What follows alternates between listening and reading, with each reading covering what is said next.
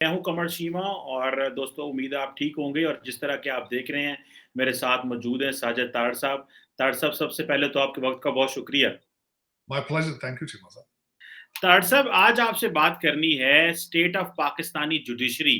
हाल ही में एक law and justice commission of Pakistan है, उसने ये कहा है कि जो वर्ल्ड जस्टिस प्रोजेक्ट की रिपोर्ट थी रूल ऑफ लॉ इंडेक्स 2021, वो उन्होंने कहा है जी कि ये रियल डाटा पे बेस नहीं है और हमारे पाकिस्तान की जुडिशरी के बारे में अच्छे अल्फाज नहीं कहा गए। और उस रिपोर्ट में ये कहा गया है कि पाकिस्तान जो है वो ग्लोबली जो सिविल जस्टिस है उसमें दुनिया की एक तो 139 जुरिस्डिक्शंस में 124 है और जो क्रिमिनल जस्टिस है उसमें 139 में 108 है।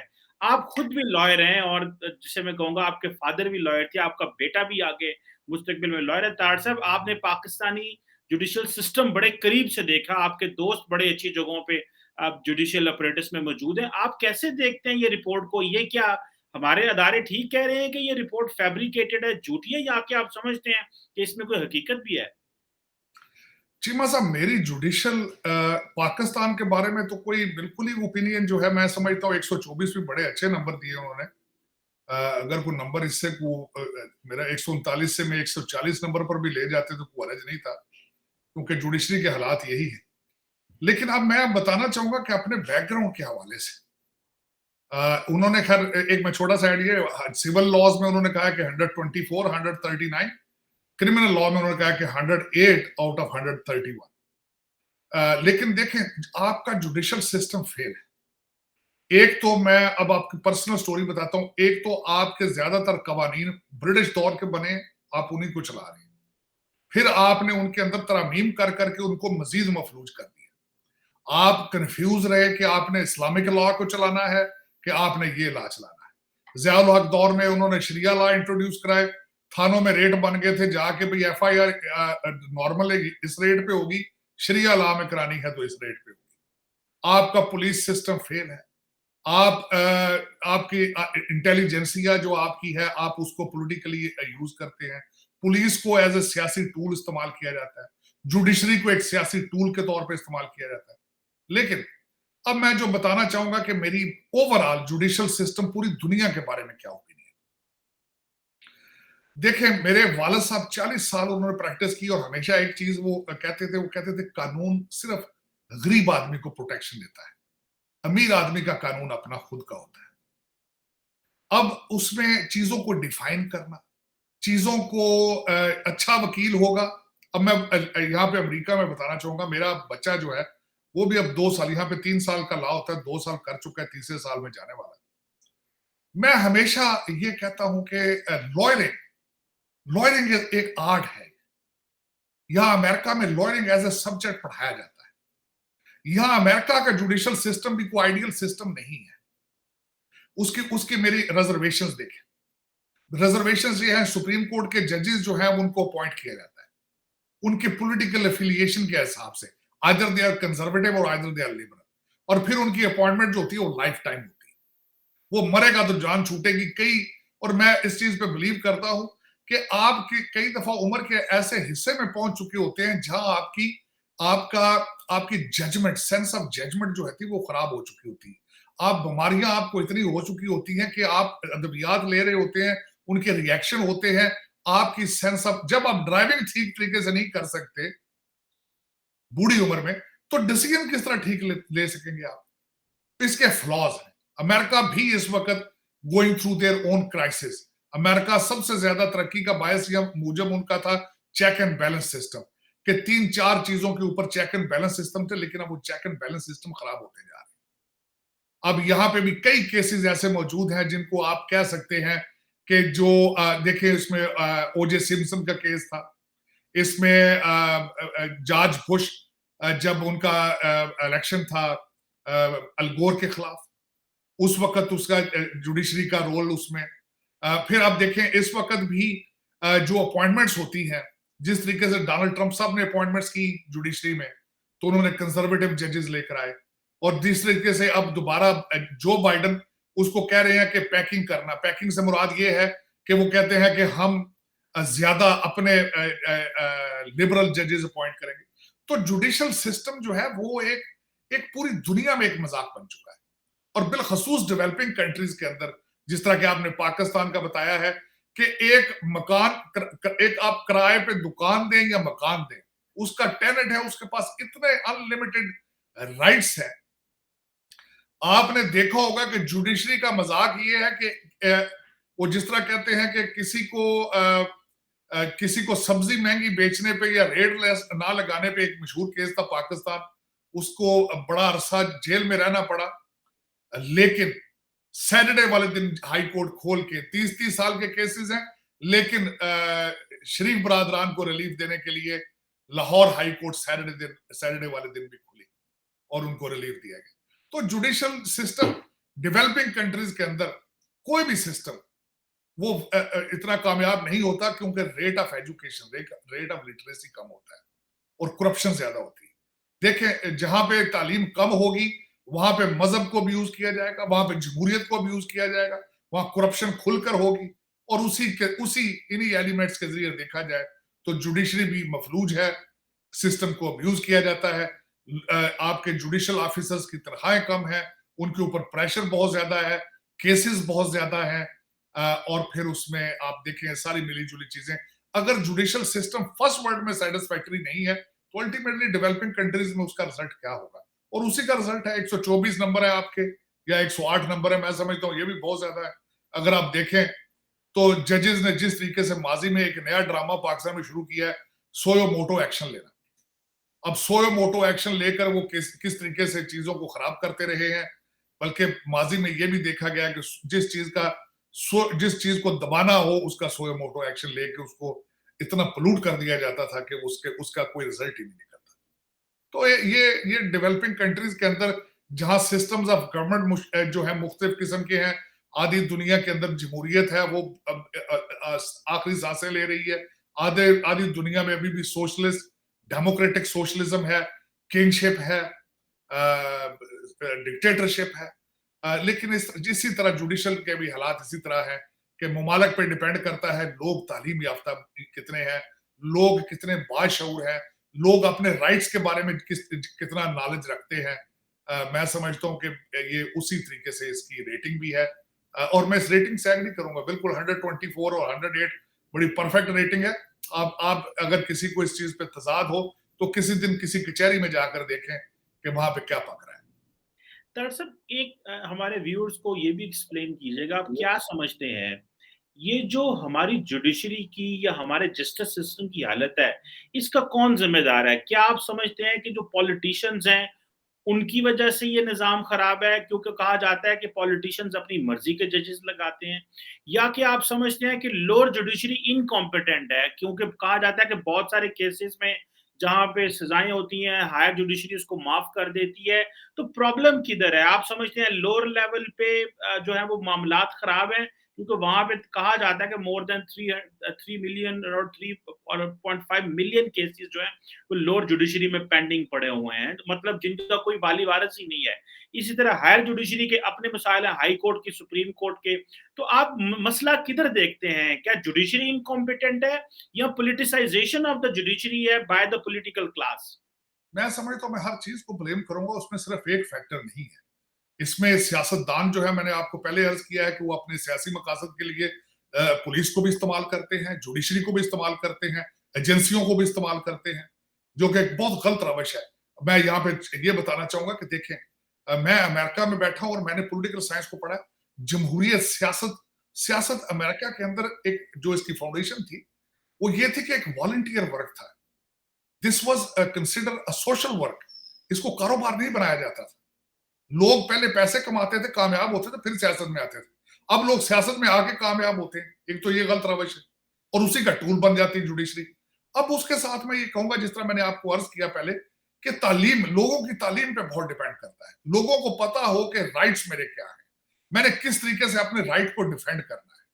अब मैं एक छोटी सी बात बताना चाहूंगा कि मेरे यहाँ पे आने पे, यहाँ मैंने एलएलएम किया और मेरे घर के अंदर जो क्या सिचुएशन थी, मेरे वालिद साहब भी वकील थे, मेरे बड़े भाई भी वकील थे। मेरे वालिद साहब अक्सर मुझे कहते थे कि मैंने तुम्हें पढ़ाने में बड़ा टाइम और पैसा लगाया है, तो why don't you practice law in Pakistan? तो मैं एक सिंपल जवाब उनको देता था, जिस सोसाइटी के अंदर कानून की रिस्पेक्ट कोई नहीं है, मैं प्रैक्टिस किस चीज की करूंगा? अब आप खुद देखें कि आपके कानून की रिस्पेक्ट क्या है, अदालतों के फैसलों को उसकी इन्फोर्समेंट क्या है, लोगों को सजाएं। जिस तरह मैं बता रहा हूं, आपका एविडेंस सिस्टम कंप्रोमाइज्ड है। आप एक, जिस तरह आपने खुद फरमाया, एक अदालत पकड़ती सजा देती है, सेशन कोर्ट उसको छोड़ देती है, सेशन कोर्ट उसको सजा देती है, हाई कोर्ट में उसको कंप्रोमाइज हो जाता है, हाई कोर्ट से बचता है सुप्रीम। एक लेयर्स, इतनी ज्यादा लेयर्स और उतना प्रोसेस। एक मैं यहां पे ये भी बात क्यों कहते हैं, जस्टिस डिलेड जस्टिस डिनाइड। इसमें जस्ट जब तक आप देखें, आप यहां तक ये अंदाजा लगाएं, आपके जुडिशरी के हालात ये है कि एक पार्टी का नाम रखना पड़ा तहरीक इंसाफ, और वो भी फेल हो गई। जिस मुल्क के अंदर एक पार्टी बनाई जाए जस्टिस के नाम पर और फेल हो जाए, वहां पे आपकी रेटिंग 124 होनी चाहिए या 140 होनी चाहिए। इसके पीछे बहुत बड़ा मैसेज पिन्हा है, तहरीक इंसाफ, मैं इंसाफ लेकर दूंगा। तो अब देखें ये फिर ये क्या ड्रामा है। अब इससे ज्यादा मैं क्या कहूं कि आपका जुडिशियल सिस्टम क्या है। तार साहब, इसी को जो आपने तहरीके इंसाफ का कहा, तो जो रिसेंटली वाकयात हुए, जब इमरान खान साहब ने रात को इमरान खान साहब के अनकॉन्स्टिट्यूशनल कामों को रोकने के लिए रात को जो चीफ जस्टिस साहब ने अदालतें लगाई और हाई कोर्ट और सुप्रीम कोर्ट पाकिस्तान की खुल गई, जिसके खौफ की वजह से इमरान खान ने, लेकिन इमरान खान ने क्या किया कि उनको पब्लिक जो है वो कटहरे में ले आए और जजों की इंसल्ट करना शुरू कर दी, उनके ऊपर कमेंट्स करना शुरू कर दिए, और पता लगा, अवाम को ये बताया कि ये जो जजेस जो हैं ये मिले हुए हैं सारे। तो उससे जुडिशरी का मोरल डाउन हुआ। तो अब ये इस तरह लग रहा है कि जुडिशरी जो है वो अपने कॉन्फिडेंस को बहाल करने के लिए, अपनी रिस्पेक्ट को ठीक करने के लिए बहुत सारे जो केसेस हैं उसमें इमरान खान साहब को फेवर कर रहे हैं। सो रादर यहाँ पे अभी थोड़े दिन पहले ही चीफ जस्टिस साहब कह रहे थे और बाकी लोग सुप्रीम कोर्ट में कह रहे थे कि जितनी तौहीन अदालत पाकिस्तान तहरीक इंसाफ ने की है, किसी ने नहीं की। हर रोज कुछ ना कुछ वो कर देते हैं। तो यहाँ पे जो जुडिशरी है वो why they are playing to the gallery, वो सोशल मीडिया या मीडिया को क्यों देख रहे हैं, और वो क्यों उस तरह फैसले नहीं करते जिस तरह कानून में किताब में लिखे हैं, वो क्यों कंप्रोमाइज हो जाते हैं? इसकी क्या वजूहत है? तार साहब, कुछ सियासी वजूहत हैं, इसमें कोई फाइनेंशियल प्रॉब्लम है, या पब्लिक इमेज खराब है जुडिशरी का, जिसको ठीक करने के लिए वो समझते हैं कि हमें पीटीआई को सपोर्ट करना चाहिए क्योंकि पीटीआई जो है वो सोशल मीडिया पे बड़ी मशहूर है। आप इसको किस तरह देखते हैं? मैं पाकिस्तान जुडिशरी के बारे में थोड़ी सी बात करना चाहूंगा, परसेप्शन। देखिए, अल्टीमेटली मेरी ओपिनियन नहीं है, मैं परसेप्शन की बात कर रहा हूं, जो मैं खुद मीडिया से इंफॉर्मेशन लेता हूं। अब इस वक्त पाकिस्तान के अंदर रिप्यूट ये है कि जो लाहौर हाई कोर्ट को समझा जाता है नवाज शरीफ हाई कोर्ट, उसको समझा जाता है कि वहां पे जो कुछ होगा शरीफ बरादरान को वहां से रिलीफ मिलेगा। फिर उसके बाद दूसरे लेवल पर, हायर लेवल पर आते हैं आप, तो आपके जजेस सियासी फैसले कर रहे हैं। हालांकि देखें, मैं छोटी सी एक मिसाल देना चाहूंगा। एक तो सुप्रीम कोर्ट के बारे में ये आजकल वहां पे मशहूर है कि वहां पे 5 हम ख्याल जजेस हैं, हर बेंच के अंदर वो बैठ के फैसला एक जैसा दे रहे। ये हर बच्चे बच्चे को पता है पाकिस्तान। तो उसके बाद आपका क्या ख्याल है, वर्ल्ड जस्टिस प्रोजेक्ट वालों को ये नहीं पता होगा? अब मैं उसकी एक मिसाल देना चाहूंगा। हमारे सुप्रीम कोर्ट ने फैसला दिया था कि इनको परेड ग्राउंड में रहना चाहिए, जलसा करना चाहिए। उन्होंने वायलेशन उसकी की, डी चौक में राय, उन्होंने कंटेम्प्ट ऑफ कोर्ट की। लेकिन हमारे काबिल इज्जत जज साहब ने कह दिया, हो सकता है इमरान साहब को मैसेज ना मिला हो सकता है। कभी आपने देखा किसी कानून के अंदर हो सकता है कि बेस पर डिसीजन नहीं होते? हो सकता है खान साहब को मैसेज ना मिला हो सकता है खान साहब फरिश्ते हो सकता है खान साहब कभी जिंदगी में गलती ना करते हो। तो हो सकता है कि बयान के ऊपर जुडिशरी चल रही है, तो मैं नंबर 124 ही आना ना उसका, और नंबर उसका मैं तो कहता हूं इससे भी नीचे जाना चाहिए। आप 5 हम ख्याल जो है, आपका क्या ख्याल है? हर अखबार, हर चैनल, मीडिया कह रहा है 5 हम ख्याल जज। तो इसके पीछे जुडिशरी के कौन से कपड़े रह जाते हैं आपके ख्याल में? और आप अच्छा, मैं मजे की बात ये बताना चाहूंगा कि अपना परेड ग्राउंड के अंदर पहले ही कवानीन मौजूद थे कि सियासी पार्टियों को वहां रहना चाहिए। इनके ऊपर कोई नई जुडिशरी, नए सो मोटो, नए कवानीन को एक्सप्लेन कर। सुप्रीम कोर्ट के ओरिजिनल जो जॉब डिस्क्रिप्शन है, इंटरप्रिटेशन ऑफ लॉ है उनकी। लेकिन उससे हट के देखे, कत्लों के, उम्र कैद के फैसले छोड़कर सारा दिन फैसले सियासी सुनते हैं, सारा दिन बैठ, और सारा दिन सियासी बयान दिए जाते हैं कोर्टों के अंदर। तो फिर आपके नंबर 124 ही आएंगे ना। आपके नंबर इससे बेहतर, मैं तो कहता हूं आपको बड़े अच्छे नंबर दे दिए उन्होंने। मेरे जैसा कोई बंदा होता तो ये भी नंबर ना देता। क्योंकि आप तो सियासतदान हैं। अब मैं देखें आपके सियासी हालात क्या है कि आपके रिटायर्ड जजों को रिश्वत के तौर पर अपॉइंटमेंटें दी जाती हैं, कईयों को इलेक्शन कमीशन की लगा देते हैं, कईयों को दूसरे मेरे को देखे किस तरीके से वो कहते हैं ना कि दूध राखा बिलावा आता है। मेरे को देखे एक दूसरे को, मेरे ख्याल में जाती तौर पे मेरे जुडिशरी में मैंने देखा है, जज जब रिटायरमेंट के वाले दिनों के नजदीक आता है, वो अपनी एक कंपेयर शुरू कर देता है कि मैं अब रिटायरमेंट के बाद किस जॉब पर जाऊं। उसी हिसाब से फैसले रिलीव होते हैं। मैं आपके देखने वालों को एक बड़ी इंटरेस्टिंग बात बताऊं। मेरा अपना लीगल जुडिशियल मेरा एक्सपीरियंस के हिसाब से हर कोर्ट जो होती है, हर कोर्ट वो किसी ना किसी वकील या किसी ना किसी फर्द वाहिद को रिलीफ दे रही होती है। किस बेस पे दे रही होती है ये डिफरेंट है। अमेरिका के अंदर भी, पूरी दुनिया के अंदर, चाहे वो किसी लॉयर के इंटेलेक्ट से इंप्रेस हो, चाहे उसके साथ सियासी वाबस्तगी हो, चाहे उसका खौफ हो, बार एसोसिएशन का प्रेशर हो, तो वो रिलीफ दे रहे होते हैं किसी ना किसी फॉर्म और शेप में, जो कि मेरे ख्याल में क्लाइंट के साथ जाती होती है। ये सिर्फ कानून के बेस पे होना चाहिए। सिर्फ कानून जो कानून की किताबें, कानून जो बाई लॉज जिस तरीके से है, उसी की बेस पर डिसीजन होना चाहिए। वरना देखें, ये मैं समझता हूं, बल्कि पाबंदियां होनी चाहिए जजों की आफ्टर जॉब अपॉइंटमेंट्स पर, और पाबंदियां होनी चाहिए आफ्टर जॉब सियासत में हिस्सा लेने पे। इन चीजों पर पाबंदियां होनी चाहिए। लेकिन वो फिर देखे ना, आप पाकिस्तान है आखिरकार, वहां पे आपकी, मैं हैरान हूं, वो हमारे जज साहब हैं जो पिछले दिनों जिन्होंने नवाज शरीफ साहब का लेकर आए थे एफिडेविट, जो उन्होंने लिखा था, वो गिलगित बिल्तिस्तान। जी, मैंने जब उनकी हिस्ट्री पढ़ी थी, किस तरीके से अपॉइंटमेंट उनकी हुई थी, तो मैं आई वाज इन शॉक। वो सिंध में थे, सिंधी थे ही नहीं, थे वो पंजाबी, लेकिन उनकी अपॉइंटमेंट जो थी वो सिंध के अंदर हुई। फिर गिलगित बिल्तिस्तान के वो चीफ जस्टिस बने। एक और मशहूर जज हैं पाकिस्तान के, थे फैसलाबाद के, लेकिन क्वेटा में पहले वो चीफ जस्टिस बने, और फिर वो पाकिस्तान के सुप्रीम कोर्ट के चीफ जस्टिस बने। उनका डोमिसाइल देखे, मैं हैरान हूं, वो पंजाबी थे फैसलाबाद से, लेकिन देखे मैनिपुलेशन सिस्टम की, सिस्टम को किस तरीके से अब्यूज किया जाता है, किस तरीके से उसके साथ जब जस्टिस ही इनजस्टिस करेगा तो वहां से इंसाफ की उम्मीद क्या होगी।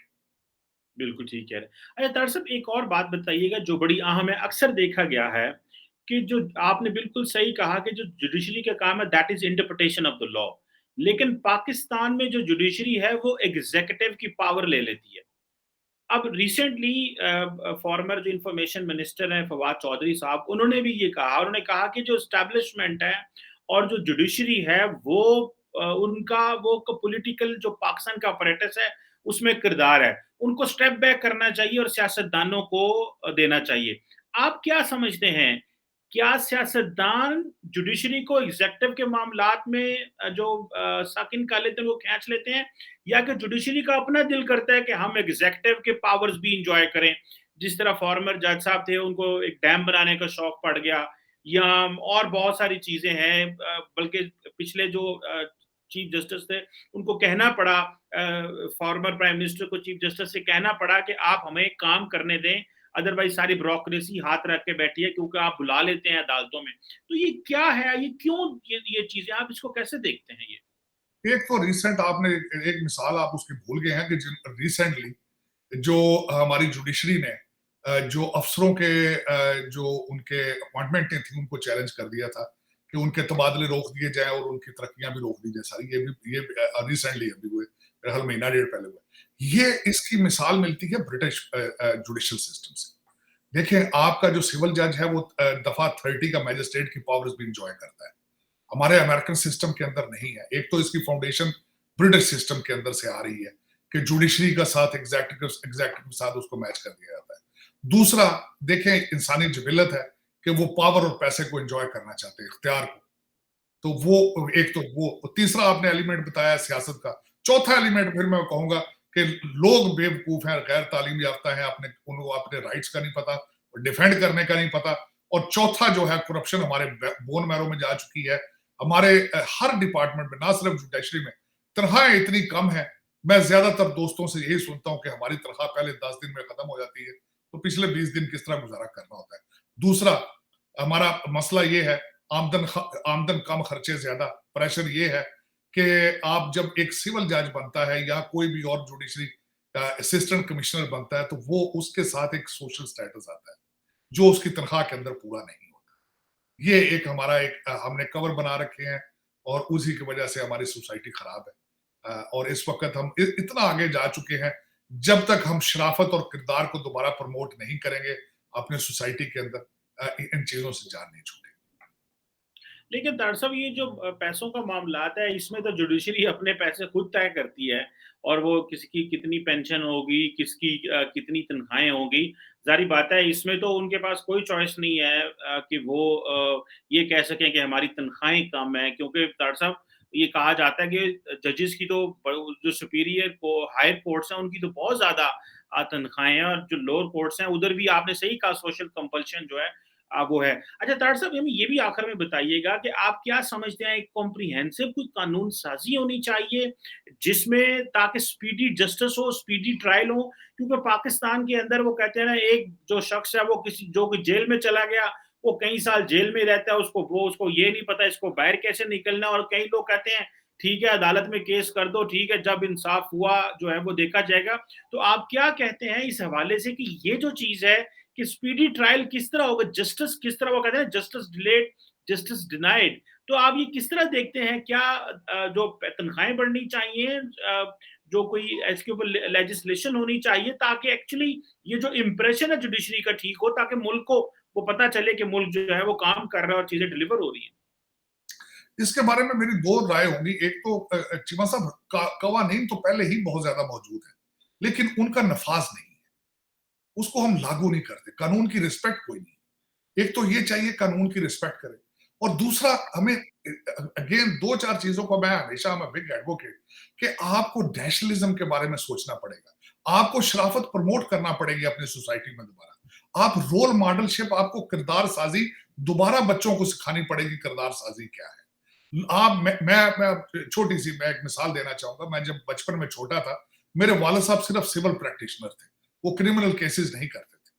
उस दौर के अंदर मैंने खुद अपनी आंखों पे देखता था, आंखों से देखता था, सिविल जज साइकिलों में फिरते थे, सिविल जज तांगों में सफर करते थे, सिविल जज रिश्वत लेना अपनी तौहीन समझते थे। मैं ज्यादा पुरानी बात नहीं कर रहा हूं, मैं 30 साल 35 साल पुरानी बात कि सिविल जज का एक स्टेटस ये होता था सोसाइटी के अंदर कि वो इतना कानून का या इतना वो एक काबिल इज्जत चीज होती थी कि वो तौहीन समझता था कि रिश्वत कोई उसको रिश्वत ऑफर करे। हमें दोबारा उस चीज को प्रमोट करना पड़ेगा, देखना पड़ेगा। लेकिन दो उसकी फाउंडेशन, इन चीजों पे पहुंचने के लिए आपको दो चीजों की जरूरत होगी, एक तालीम की और दूसरा नेशनलिज्म की। जब तक इन दोनों चीजों पर तवज्जो नहीं दी जा सकती, आप किसी भी मसले का कोई हल नहीं ढूंढ पाएंगे। बिल्कुल ठीक है। थैंक यू वेरी मच तार साहब। ये जो एक पाकिस्तान की जुडिशरी के बारे में जो रूल ऑफ लॉ इंडेक्स 2021 है, इसने पाकिस्तान में जुडिशरी को के लिए जो है ना, लोगों ने आईब्रोज़ अपनी रेज़ की हैं और पूछा है कि इंटरनेशनली आप कहाँ पे खड़े हैं, और एक कंपैरेटिव जो है वो एनालिसिस करने की कोशिश की है कि हम तो जैसे आपको देखते देखते हैं, दुनिया जो है वो हमारे जस्टिस सिस्टम को कैसे रेट करती है। थैंक यू वेरी मच तार साहब for your time and for your comments. Pakistan जिंदाबाद।